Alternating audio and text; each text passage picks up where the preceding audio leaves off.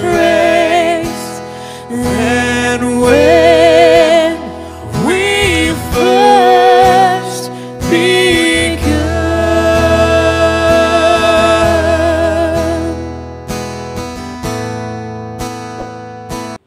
Shalom sahabat-sahabat yang dikasihi dalam Tuhan.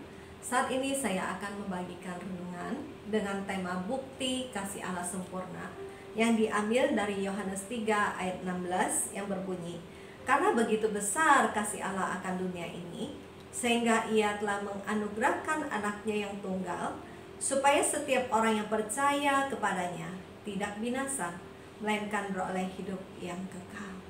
Sahabat-sahabat di dalam Tuhan, jika saya berkata kepada seseorang, saya mengasihi kamu, tapi saya tidak pernah berbuat sesuatu apapun yang baik untuk membuktikan kasih saya kepada dia, apakah kasih saya itu bisa terbukti?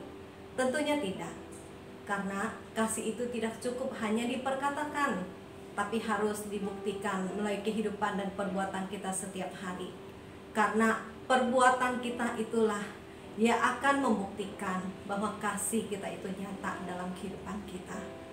Tanpa terasa, waktu berlalu begitu cepat dan Natal sudah di depan mata kita.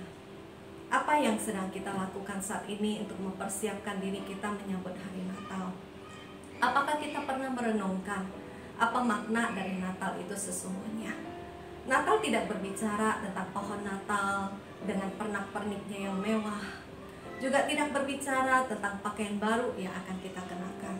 Juga tidak ada hubungannya dengan rencana kumpul keluarga dan makan keluarga yang kita sudah rencanakan.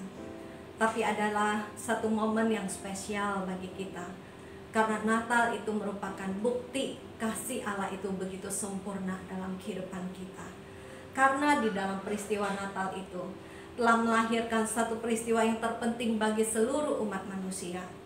Karena melalui Natal ini juga dimulai awalnya karya keselamatan Allah bagi manusia.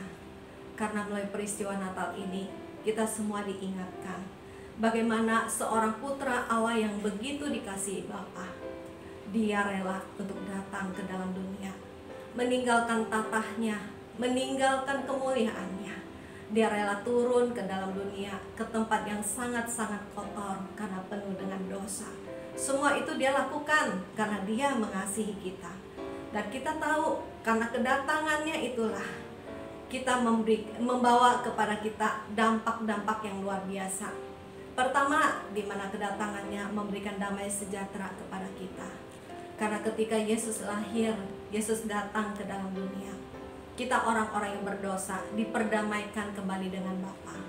Dan ketika kita diperdamaikan dengan Bapa, kita tidak lagi merasa sebagai orang yang terhukum. Karena itu dalam hidup kita memiliki damai sejahtera. Dan kedua, kedatangannya membawa sukacita dalam hati kita. Kenapa? Karena Kristus dia mau lahir di dalam hati setiap orang yang mau membuka hati baginya. Kerajaan Allah datang ke dalam kehidupan kita ketika kita mengaku bahwa Yesus adalah Tuhan dan Juru Selamat kita. Dan sukacita dari surga itu mengalir dalam kehidupan kita. Dan Yesus katakan sukacitanya itu berbeda dengan sukacita yang dari dunia. Ketiga, kedatangannya membawa terang ke dalam kehidupan setiap orang yang mau datang kepada Dia.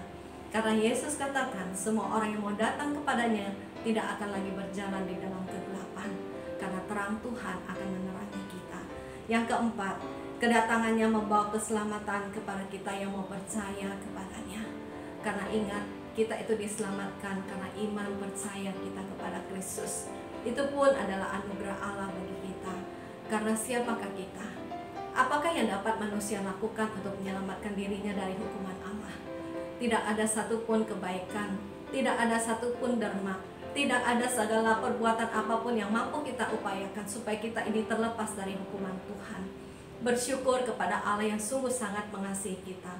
Karena dengan datangnya Kristus sebagai Tuhan dalam hidup kita, maka kita ini akan menjadi orang-orang diluputkan dari penghukuman Tuhan.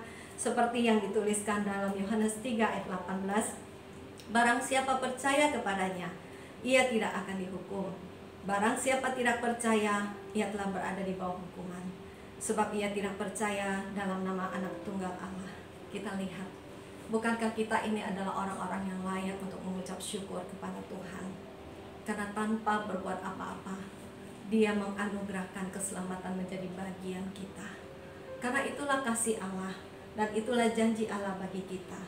Dan biarlah hidup kita ini juga sungguh-sungguh kita serahkan kepada Tuhan, untuk kita juga boleh membalas respon kasih Allah kepada kita yang begitu besar.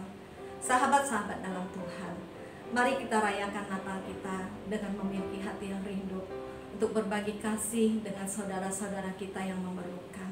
Sebagai respon ucapan syukur kita kepada Tuhan, sebagai orang yang sudah menerima dan mengalami kasih Allah yang begitu sempurna.